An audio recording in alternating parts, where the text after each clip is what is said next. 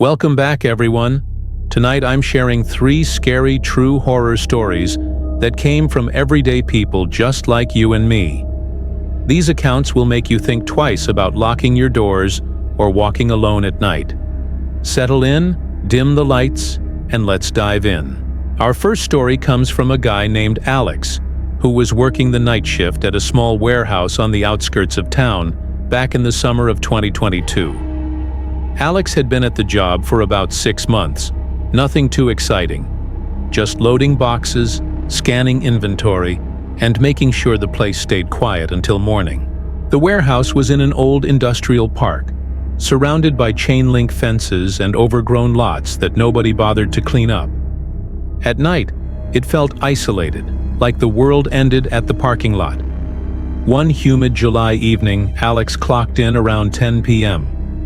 The air was thick, the kind that sticks to your skin and makes every breath feel heavy.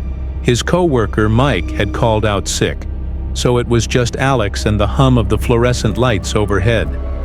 He didn't mind the solitude at first. It gave him time to listen to podcasts on his phone while sorting pallets. But around midnight, as he was dragging a heavy crate toward the back storage room, he heard it. A faint scratching sound like nails on metal coming from the far wall. He paused, wiping sweat from his forehead, and listened.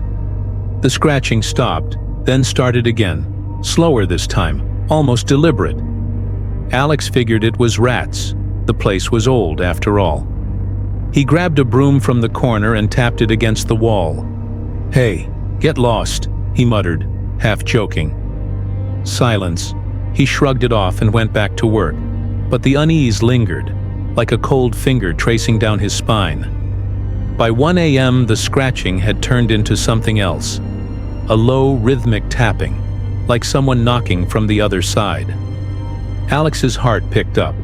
The warehouse backed onto an empty lot, no buildings there, just weeds and rusted dumpsters.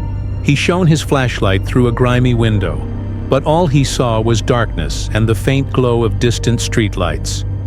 Probably the wind, he told himself, but his voice sounded small in the empty space.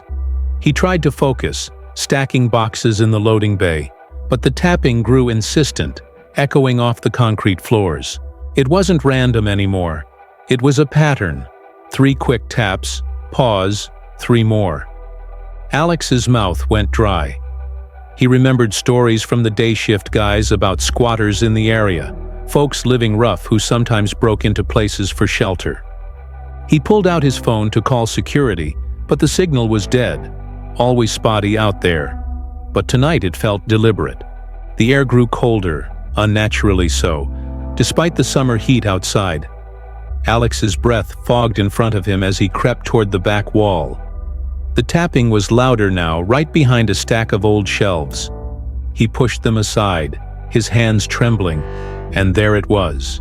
A loose panel in the drywall, about the size of a door, barely noticeable under layers of dust. The tapping came from there, steady and close. "Who's there?" Alex whispered, his voice cracking. No answer, just the taps. He reached for the panel, his fingers brushing the edge, when a voice, raspy, like gravel in a throat, whispered through the gap, "Let me in. It's cold out here." Alex froze. It wasn't a squatter. The voice was too low, too wrong, like it didn't belong to lungs or a tongue. He backed away, stumbling over a crate, his flashlight beam shaking across the wall. The panel creaked open an inch on its own, revealing nothing but blackness, a void that seemed to swallow the light. From inside, fingers, pale, elongated, with nails like broken glass, curled around the edge. He didn't wait to see more. Alex bolted for the front door, slamming it behind him and fumbling with his keys in the truck. As he peeled out of the lot, he glanced in the rear-view mirror. The warehouse lights flickered, and for a split second he swore he saw a shape silhouetted against the back wall, tall and hunched, pressing against the window. Alex quit the next day and never went back. But sometimes, late at night, he hears that tapping in his dreams. 3 knocks, pause, 3 more, and he wonders if whatever was out there in the cold ever found its way inside. That was the first one, and I can tell you, Isolation like that plays tricks on the mind. Or maybe it doesn't. Our second story is from Sarah, a single mom living in a quiet suburb outside Chicago. This happened just last fall in 2024, when she and her 8-year-old daughter Lily moved into a cozy 2-bedroom rental after a messy divorce. The house was a steal, old Victorian style with creaky floors and wallpaper peeling at the edges. But Sarah was grateful for the fresh start. It smelled like fresh paint and possibility. The first few weeks were fine. Lily loved her new room upstairs, with its slanted ceiling and window overlooking the backyard oak tree. Sarah worked from home, handling customer service calls, while Lily did remote school. Nights were the best, tucking Lily in, reading stories until her eyelids drooped. But around mid-October, as the leaves turned and the wind picked up, things shifted. It started with whispers. Sarah would be in the kitchen washing dishes when she'd hear soft murmurs from upstairs, like Lily talking in her sleep. But when she'd check, Lily was out cold, breathing steady. "Mommy?" the voice would say, faint and childlike, but not quite Lily's. Sarah chalked it up to exhaustion, divorce stress, new house jitters. One night around 2 a.m., Sarah woke to the sound of footsteps padding across the hallway floor. Her bedroom door was cracked open, and she saw a small shadow slip into Lily's room. Heart pounding, she grabbed her phone for light and followed. Lily was asleep, covers tucked tight, but the window was open, a good 6 inches, letting in the chill autumn air. Sarah hadn't left it like that. She closed it, double-checked the latch, and climbed back into bed, telling herself it was the wind. The whispers grew bolder after that. During the day, Sarah would catch fragments while on calls. "Stay with me. Don't go," echoing from the vents. Lily started drawing pictures, stick figures holding hands under a tree. But one figure always had no face, just a blank circle. "That's my friend," Lily said one afternoon, crayons scattered on the table. "She lives in the walls. She doesn't like being alone." Sarah's stomach twisted. She asked the landlord about the house's history, casually over the phone. He hesitated, then admitted a girl had lived there in the 1950s, same age as Lily, died of pneumonia in that upstairs room. "Tragic, but ancient history," he said. Sarah laughed it off. But that night, as rain pattered against the roof, the footsteps returned. Heavier this time, like bare feet on wood. She lay there, listening, the house groaning under the storm. The whispers joined in closer from the walls themselves. "Mommy, play with me." Sarah's skin prickled with goosebumps. It wasn't Lily's voice. It was higher, needier, laced with a desperation that clawed at her chest. She slipped out of bed, creeping to Lily's door. The girl was sitting up in bed, eyes wide and unblinking, staring at the closet. "Lily? Honey, what's wrong?" Sarah whispered, rushing in. Lily turned slowly, her face pale in the moonlight. "She's mad I have you now," she said, her voice flat, not her own. From the closet came a scrape, like tiny nails on fabric, and the door handle rattled. Sarah yanked it open, flashlight beam cutting through dust motes. Empty. But as she turned back, Lily smiled. A small, crooked smile that wasn't hers. "She says we can all play together soon." Sarah scooped Lily up and they slept in the living room that night, under blankets on the couch. By morning, the house was silent again, and Lily remembered nothing. They moved out a week later. But Sarah still hears those whispers in quiet moments, especially when the wind howls. And sometimes, in the rearview mirror on drives, she sees a small handprint on the back window, faint, like it was pressed from the inside. Houses hold on to more than just memories, don't they? Makes you wonder what's lurking in your own walls. For our third story, we head out to the woods with Jake, a hiker from Colorado, who swears this happened on a solo trip in the fall of 2023. Jake was an experienced trail guy, backpack, compass, the works. But he wanted to test himself on the lesser-known paths in the San Juan Mountains. No cell service, no people, just him and the wild for 3 days.